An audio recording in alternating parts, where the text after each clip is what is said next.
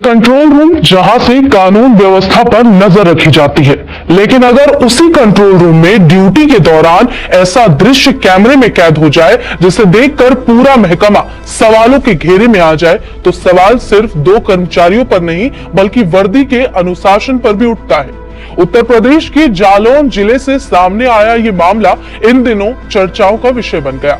यहाँ उरई कोतवाली के कंट्रोल रूम में ड्यूटी के दौरान एक महिला ट्रेनी कांस्टेबल और सिपाही अरविंद पटेल का एक निजी व्यवहार, अश्लील हरकत सीसीटीवी कैमरे में रिकॉर्ड हो गया। वीडियो सामने आते ही पुलिस विभाग में हड़कंप मच गया और कार्रवाई भी शुरू हो गई। सबसे पहले समझते हैं कि आखिर सीसीटीवी में ऐसा क्या दिखाई दिया। बताया जा रहा है कि बुधवार रात 2018 बैच के सिपाही अरविंद पटेल, जो मूल रूप से प्रयागराज के रहने वाले हैं, कंट्रोल रूम में नाइट ड्यूटी पर तैनात थे। उन्हें मुंशी का काम सौंपा गया और वो कंप्यूटर पर सरकारी काम कर रहे थे। तभी सिविल ड्रेस में एक महिला ट्रेनी कांस्टेबल कंट्रोल रूम में पहुंच जाती है।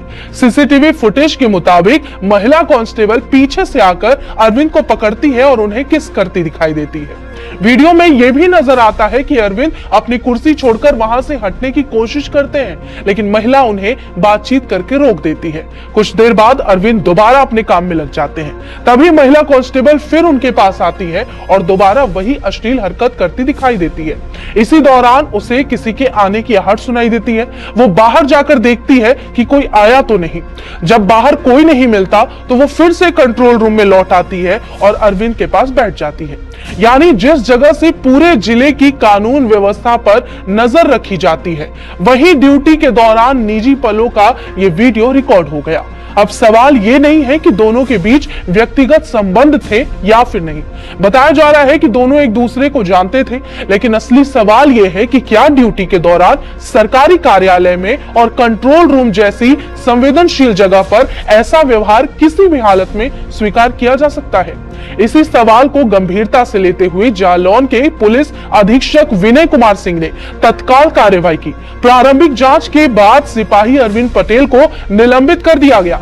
वहीं महिला ट्रेनी कांस्टेबल के खिलाफ विभागीय जांच बैठा दी गई। जांच रिपोर्ट के आधार पर उसके खिलाफ भी कार्रवाई की जाएगी। एसपी ने साफ कहा है कि पुलिस विभाग में अनुशासन सर्वोपरि है।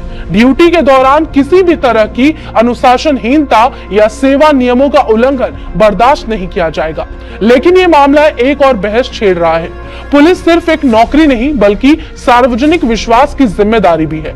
कंट्रोल रूम कोई निजी जगह नहीं बल्कि एक ऐसा केंद्र है जहां हर पल सतर्कता और पेशेवर आचरण की अपेक्षा की जाती है।